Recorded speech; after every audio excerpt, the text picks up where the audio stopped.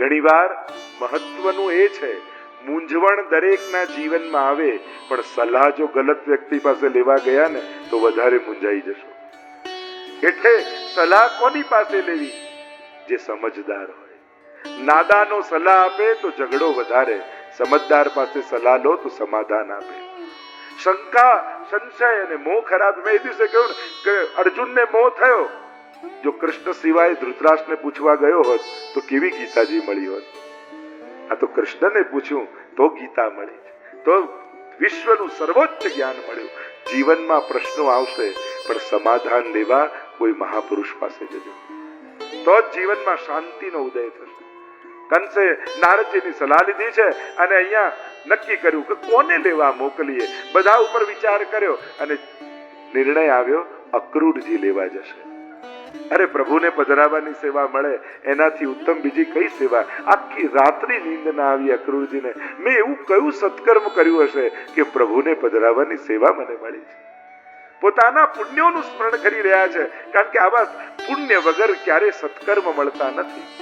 જ્યાં સુધી કર્મો દ્વારા પુણ્યો સંચય ન થાય ત્યાં સુધી આપણું શરીરમાં આપણા હસ્ત અને ચરણ પુણ્ય કાર્યમાં લાગતા નથી.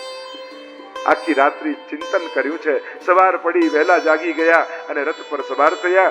રથ તો ધીમે ચાલે છે ને મનોરથો વધારે ઉતાવળા ચાલે છે. કેવા લાગતા હશે? શું કહીને બોલાવશે? અને ગડગડ ગડગડ ગડ તો રથ આવ્યો છે બ્રજમાં. સંધ્યાકાળનો સમય છે અને ભીતર પ્રવેશ કર્યા નંદાલયમાં. નંદ બાબા સ્વાગત કરે છે અક્રૂરજીનું. ઘરે પધરાવીને લાવ્યા છે. યશોદાજીએ જલપાન કરાવ્યું છે. બધાને મળે છે અક્રૂરજી. અક્રૂરજીની આંખો કોઈને શોધી રહી છે, ન રહેવાયું. ત્યારે પૂછ્યું કૃષ્ણ ક્યાં છે? અરે એ રહ્યો કૃષ્ણ. અત્યારે તો ગૌચારણ કરી અને ખીરકમાં ગૌશાળામાં આવ્યો હશે, ગાયોનું દોહન કરતો હશે. તમે આજ્ઞા આપો તો હું દર્શન કરવા જાઉં? ભલે આ પધારો. અક્રૂરજી આવ્યા છે ગૌશાળામાં. ઠાકોરજી ગાયને દોહી રહ્યા છે, પણ એટલી ભૂખ લાગી છે ને તો પેલા પાત્રમાં નહીં, સીધી મોઢા ઉપર પિચકારીઓ મારે છે. અને એની બુંદો મુખ પર એવી લાગી છે માનો ઉડુગણ અંબર ઓપિત. રાત્રિના સમયે તારાઓ ચળકતા હોય એવા પ્રભુના મુખારવિંદ પર દૂધની ટીપાઓ ચળકી રહ્યા છે અને ઠોડી પરથી ડૂબતા ટીપાઓ પડી રહ્યા છે. પ્રભુ પાન કરતા જાય અને જોયું તો અક્રૂરજી સામે ઊભા છે. અરે કાકાજી આપ! દોડતા આવ્યા. અક્રૂરજીએ છાતે લગાડી લીધા. રાત્રિના સમયે ભોજન કરવા બિરાજ્યા છે. ભોજન કરતા કરતા અક્રૂરજીએ વાત કરી, હું કૃષ્ણને લેવા આવ્યો છું.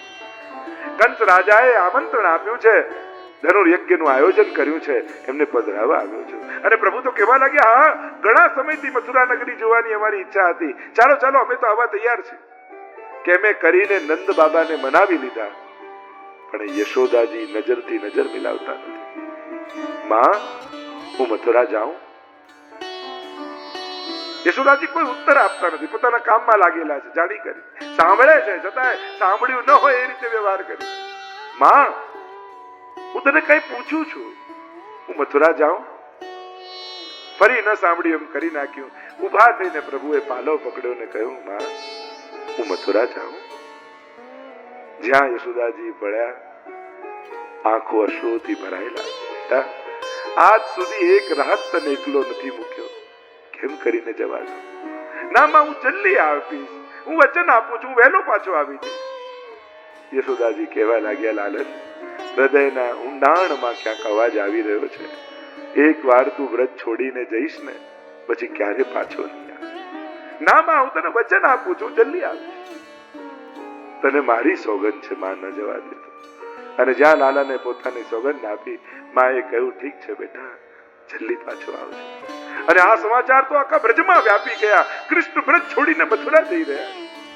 ટોળાના ટોળા ગોપીઓ સવારે નંદાલયના ચોકમાં ઉભરાયા છે.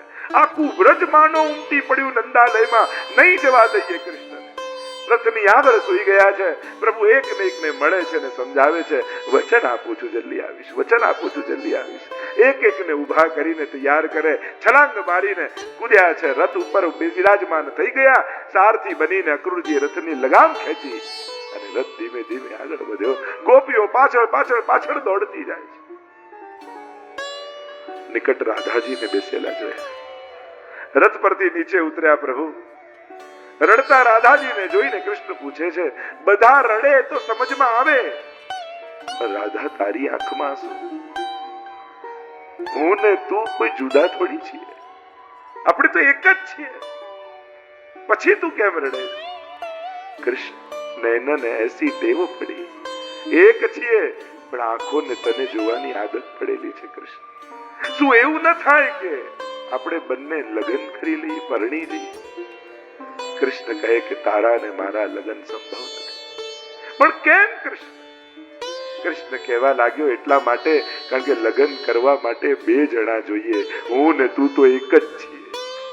જ્યારે એક છીએ ત્યારે આ વિધિ કેમ થાય? અને મારો ક્યાં અભાવ છે? કણ કણમાં વ્યાપેલો છું. રાધા કહે તારો એક જગ્યાએ અભાવ છે, ત્યાં તું નથી. અરે એવું સંભવ જ નથી કે હું ના હોઉં, હું તો સર્વત્ર વ્યાપ્ત છું. રાધા કહે એક જગ્યા એવી છે જ્યાં તું નથી. ક્યાં? રાધા કહે મારા ભાગ્યમાં તું નથી. બધું જ લખાયું છે પણ મારા નસીબમાં તું નથી, એટલે તને હું જવા દઉં છું. જા.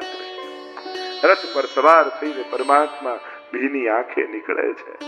પહોંચ્યો છે રથ અક્રૂરજીને ત્યાં. મથુરા પધાર્યા છે, વિશ્રામ ઘાટે વિશ્રામ કર્યો છે. અક્રૂરજી કહે મારા ઘરે પધારો. પ્રભુ કહે કે અમારે તો મથુરા નગરી જોવા જવું છે. પાછળથી બધા સખાઓ આવી ગયા, નંદ બાબા લઈ અને સખાઓ આવ્યા. સખાઓ કહેવા લાગ્યા હા લાલન, આપણે તો મથુરા નગરી જોવા જવું છે.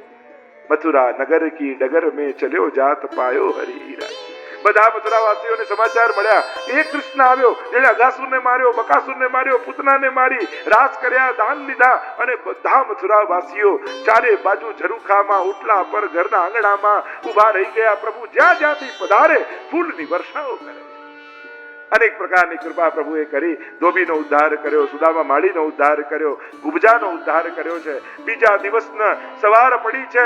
ધનુર યજ્ઞ માટે રંગમંડપ તૈયાર છે. નગારાઓ ગડ ગડ ગડ ગડ ગડ ગડ ગડ ગડ કરીને વાગી રહ્યા છે. છલ, કૌશલ, કૂટ, ચાણૂર, મુષ્ટિક બધા પહેલવાનો તૈયાર છે. આવે કૃષ્ણને મારી નાખીએ. આખી મથુરા વાસીઓ રંગમંડપમાં ગોઠવાઈ ગયા. ભગવાન અને દાઉજી ચાલ્યા છે રંગમંડપની ઓર. કુલિયાપીડ હાથી દ્વાર પર ઉભો છે. ભગવાનને મારવા માટે જ્યાં આવે સૂંઢથી પકડ્યો, ગોળ ગોળ ગોળ ગોળ શરીર ફાક્યો છે અને કલિયાપીડનો ઉદ્ધાર થયો. ભગવાન પ્રવેશ કરે રંગમંડપમાં. ચાણૂર અને મુષ્ટિક આવ્યા, બંનેને લઈને જ્યાં પછાડ્યા, બંનેનો ઉદ્ધાર થયો. સલ, તોષલ, કૂટ આવ્યા, ગોળ ગોળ લઈને ફેરવ્યા છે. મચાન પર બેઠો છે કંસ. કૂદકો મારી કંસને પકડીને પછાડ્યો. જ્યાં મારવા જાય એવો ભય લાગ્યો, ત્યાં જેનો ઉદ્ધાર થઈ ગયો. બોલો કૃષ્ણ કનૈયા લાલ કી જય, મથુરાધીશ કી જય. ઉગ્રસેનને રાજા બનાવ્યા. નંદ બાબાને કહ્યું કે હવે હું નહીં આવું, હવે તો અવતાર કાર્ય કરવાનો છે. અહીંયા અનેક પ્રકારની લીલાઓના વર્ણન આવ્યા. જનોયાદી પ્રભુની થઈ. વિદ્યા અભ્યાસ કરવા માટે સાંદીપનીના આશ્રમમાં પધાર્યા છે. વિદ્યા અભ્યાસ કર્યો છે, પાછા પધાર્યા. અહીંયા યશોદાજીના વિરહનું વર્ણન આવ્યું. એકવાર પ્રભુનો જન્મોત્સવ ઉજવાઈ રહ્યો હતો. નગર નગરથી રાજા મહારાજાઓની સભા ભરાઈ છે. પ્રભુને વધાઈ આપવા માટે બધા જ મથુરા આવ્યા છે. આખી મથુરા નગરી શણગારી છે. ઉદ્ધવજી પ્રભુને શોધે છે કે ગયા ક્યાં? આટલા મહેમાનો આવીને બેઠા છે ને પ્રભુનો જન્મોત્સવ, બધા વધાઈ આપવા આવ્યા ને ગયા ક્યાં? આખા મહેલમાં ફરી વળ્યા, ક્યાંય નથી દેખાતા. છત ઉપર ગયા અને પ્રભુ ગોકુલ તરફ દ્રષ્ટિ કરીને અશ્રુપાત કરી રહ્યા છે. પ્રભુ આજે આવા શુભ દિવસે આપની આંખમાં આંસુ કે? ઉદ્ધવ હે બ્રજ બિસરત ના, આ બ્રજ ભૂલાતું નથી ઉદ્ધવ. આજે પણ રાતના સૂતો હોઉં ને તો માનો અવાજ સંભળાય, અરે લાલા, અરે લાલા. ચોકીને જાગી જાઉં. સૂતો હોઉં ને મારી રડતી ગાયો, એના આંખમાંથી સરતા આંસુ મને દેખાય, મારા ગોવાળ દેખાય, રડતી મારી ગોપીઓ દેખાય. મને સમજાવો તો ખબર પડે. ઉદ્ધવ એ નાચવામાં શું સુખ હતું તને કેમ સમજાવો? એ માની વડ ખાવામાં શું સુખ હતું તને કેમ સમજાવો? એ સખાઓ સાથે માખણ ચોરવામાં કેવું સુખ હતું તને કેમ સમજાવો? એ ગોપીઓના ઈશારે નાચવામાં, એના મનોરથો પૂરા કરવામાં કેવું સુખ હતું તને શું સમજાવો? એ માની ગોદમાં માથું રાખીને સૂઈ જવામાં શું સુખ હતું તને કેમ સમજાવો? આને સમજાવી શકાય એવું નથી ઉદ્ધવ. અરે આપનો આ મોહ છે પરમાત્મા. ભગવાનને થયું આ ઉદ્ધવજીનું જ્ઞાન એનો ભાર બની ગયો છે. રોગ મોટો છે, મારો કેસ નથી, મોટા ડોક્ટર પાસે મોકલવું પડશે. નોર્મલ ડોક્ટર ચેક કરે ને કે ના કોઈ સિરિયસ કેસ છે તો સ્પેશિયલાઇઝ ડોક્ટર પાસે મોકલે ને એટલે ચિઠ્ઠી લખી આપે, પ્રભુ કે એમ કર, તું મને જે જ્ઞાન આપે છે ને એમ કર, આ જ્ઞાન બધું બ્રજવાસીઓને આપીને આવ. એ બિચારા અબૂદ અભણ ખાલી મારા પ્રેમને જાણે છે, આ કોઈ તત્વ જ્ઞાનની વાતો એ જાણતા નથી. ઉદ્ધવ તું તો જ્ઞાની છે ને, એમ કરીને તું એમને સમજાવીને આવ. અને ભણ્યા હોય ને એને ભણાવવું બહુ ગમે, બહુ ભણી લે અને સલાહ આપી બહુ ગમે. હા હમણાં સમજાવી દઈશ, 2 શાસ્ત્રો ને વચનો કહીશ, બધાના મનમાં વાત ઉતરી જશે. હા લે ઉદ્ધવ, આ પત્ર લખી આપું છું, મારા ગોપીઓને યશોદાજીને મળીને આવ. અને ઉદ્ધવજી ચાલ્યા છે બ્રજમાં. એવા અદ્ભુત અદ્ભુત પ્રસંગો છે. ભ્રમર ગીત ગોપીઓ ગાય છે. ઉદ્ધવ આવે છે ને ત્યારે પ્રભુનો રથ, પ્રભુનું મુગટ, પ્રભુ જેવા જ પાછા શ્યામ. એટલે ક્ષણવાર માટે ગોપીઓને એમ લાગ્યું કૃષ્ણ આવી ગયા. અરે લલિતા દેખ કૃષ્ણ આય, અરે વિશાખા દેખ કૃષ્ણ આય. બધા જ દોડ્યા છે. નજીક ગયા એટલે કહ્યું મારું આ કૃષ્ણ નથી, આ કોઈ બહેરૂપિયો લાગે છે, આપણને છલવાયો લાગે છે કૃષ્ણના નામે. એટલામાં ઉદ્ધવજી ઉતર્યા. એને તો મારું માન સન્માન સચવાશે. અને ઉતર્યા ને ગળામાં પ્રભુએ વૈજંતી માળા કંઠમાં પહેરાઈને મોકલ્યા, જ્યાં તારો જય થાય ભણાવીને આવજે. અને એટલામાં વૈજંતી માળાથી લલચાઈ કેટલાક ભ્રમરો ગુનગુન કરતા કરતા ભ્રમર બધા માળાની આજુબાજુ ફરવા લાગ્યા. ગોપીઓને મળ્યો મોકો, નિમિત્ત બનાવ્યો ભ્રમરને અને બધું જ સંભળાવ્યું ઉદ્ધવને. અને એને કહેવાય ભ્રમર ગીત. મધુપકિતો બંધો માં કૃષાંગ્રી સપત્ન્યા. અરે આ ભ્રમર તું દૂર જા, અમને અડતો નહીં. તું કાળો, તારો માલિક એ કાળો, અને તારા પગમાં અમારા શોકના ગળામાં રહેલી માળાની પરાગ ચોંટેલી છે, અમને તો અડતો જ નહીં. પેલા બાલીનો શું આંખ હતો સંતાડીને કેવા કેવા છલ કપટ તારા સ્વામીએ કર્યા છે, અને આવો જ કપટી તું છે. 10 શ્લોકમાં જેટલું સંભળાવવાનું હતું બધું સંભળાવી દીધું. ઉભરો નીકળ્યો અને ભાવ બહાર આવ્યો, અને જોર જોરથી ગોપીઓ રડવા લાગી. અરે અમારો કૃષ્ણ ક્યાં જતો રહ્યો? ગમે તેવો એ હતો પણ અમારો પ્રાણથી એ પ્યારો હતો. ઉદ્ધવજી સમજાવવા લાગ્યા, ગોપીઓ રડો નહીં, એ જ કૃષ્ણે તમને પત્ર લખીને મને મોકલાવ્યો છે. અને જોર જોરથી પાછી હસવા લાગી ગોપીઓ. અરે કોણે પત્ર? કૃષ્ણે. અરે પ્રીતમ કો પતિયા लिखूं वे वह परदेश जो मन में तन में और नैनन में वाको का संदेश. ઉદ્ધવ જે બહાર ગયા હોય એ પત્રો લખે, જે રૂવાડે રૂવાડે રમતા હોય ચિઠ્ઠીઓ ન લખતા હોય. અમારા કૃષ્ણ તો અમારા રોમ રોમમાં છે. એ મથુરા વાળો તારો કનૈયો હશે, અમારો ગોકુળ વાળો તો ગોકુળ છોડીને ગયો જ નથી. જો સંધ્યાકાળનો સમય છે ઉદ્ધવ, હમણાં આવતો હશે ગાયોને લઈને પાદરેથી. ઉદ્ધવને થયું આ ગાંડી થઈ ગઈ છે. અરે પાદરે ક્યાંથી? અરે મથુરા છે, એમણે મને મોકલ્યો છે, પત્ર લખ્યો છે. એ તારો હશે જો. હમણાં વેણુનો નાદ સંભળાશે, અને જ્યાં કહ્યું એટલામાં તો વેણુના સ્વર રેલાય. ઉદ્ધવના કાન ઊંચા થઈ ગયા. અરે આ તો સ્વર વેણુના, પ્રભુની વેણુ. જો ઉદ્ધવ, હમણાં ગાયોના ઝુંડ દેખાશે. ગળામાં બાંધેલી સોનાની ઘંટડીઓના અવાજ સંભળાયા. ટન ટન ટન ટન કરતી હજારો ગાયો પ્રવેશ કરે છે પાદરે. ઉદ્ધવ ધ્યાનથી જો, હમણાં ગાયો હટશે અને અધર પર વેણુ વગાડતો અમારો કૃષ્ણ દેખાશે. જ્યાં બોલી ગોપીઓ, ગાયો હટી અને સામે શ્યામ સુંદરના દર્શન થઈ ગયા. આંખો મસલતા ઉદ્ધવ જુએ, અરે જેને મથુરા મૂકીને આવ્યો એ અહીંયા ક્યાંથી? આ સાચું છે કે સ્વપ્ન છે? ચરણોમાં પડી ગયા ગોપીઓના. હું તો વાતો કરું છું કે બધે બ્રહ્મ. ગોપીઓમાં તાકાત એ છે, જ્યાં આંગળી મૂકે ત્યાંથી કૃષ્ણએ પ્રગટ થવું પડે. આ તાકાત ગોપીઓના પ્રેમની છે. મારામાં તો કેવલ બુદ્ધિમાં જ્ઞાન છે, ગોપીઓના તો આચરણમાં એ તત્વ જ્ઞાન પ્રગટ્યું છે. જ્યાં એ નજર કરે ને ત્યાં કૃષ્ણએ પોતાના સ્વરૂપને પ્રગટાવવું પડે. ખૂબ અદ્ભુત ચર્ચાઓ થઈ ગોપીઓ સાથે. અને પાછા વળ્યા. છેલ્લે પૂછે છે ગોપીઓને, રાધા ક્યાં છે? એ ઝાડ નીચે બેઠી રાધા છે. ઉદ્ધવજી આવ્યા, આંખો બંધ કરીને રાધાજી બેઠા છે. ઉદ્ધવજી કહેવા લાગ્યા, રાધાજી તમારા માટે પત્ર લઈને આવ્યો છું, પ્રભુ તમને ખૂબ યાદ કરે છે. હસવા લાગ્યા રાધાજી. કયો કૃષ્ણ? મારો કૃષ્ણ? હા, તમારા કૃષ્ણની વાત કરું છું. રાધાજી કે મારો કૃષ્ણ મારી પાસે છે. ઉદ્ધવ મારી સામે જો. અને જ્યાં ઉદ્ધવજીએ જોયું અને ધીમે રહીને રાધાજીએ નેત્ર ખોલ્યા, બંને કીકીઓમાં કૃષ્ણના દર્શન થઈ ગયા. ઉદ્ધવ થયું કે આ રાધા અને કૃષ્ણ બે દેખાય જુદા છે તો એક જ. ચરણોમાં પડી વંદન કર્યું. વંદે નંદ વજસ્ત્રીણામ પાદરેણુમ અભિક્ષસ યાસામ હરિકથોદ ગીતમ પુનાતિ ભુવનત્રયમ. ધન્ય છે આ ગોપીઓની ચરણરજ જે ત્રિલોકને પાવન કરી. આવ્યા છે મથુરા, પ્રભુ પીતાંબર ધારણ કરીને શાંત ચિત્તે બિરાજેલા છે. ઉદ્ધવજી કહેવા લાગ્યા, અહીંયા શું કરો છો? આપને પ્રેમ કરનારા તો બ્રજમાં છે. અહીંયા તો વ્યવહાર મળશે, પ્રેમ બ્રજમાં મળશે. સાચા પ્રેમી ત્યાં છે. હું તો આપને વિનંતી કરું છું, છોડો મથુરા, પહોંચી જાઓ બ્રજ. રાધાજી આપને યાદ કરે છે. ત્યારે પ્રભુએ કહ્યું, ઉદ્ધવ મારી સામે જો. જોયું અને પોતાનું પીતાંબર જ્યાં કાઢ્યું ત્યાં રૂવાડે રૂવાડે રાધાજીના દર્શન થઈ ગયા.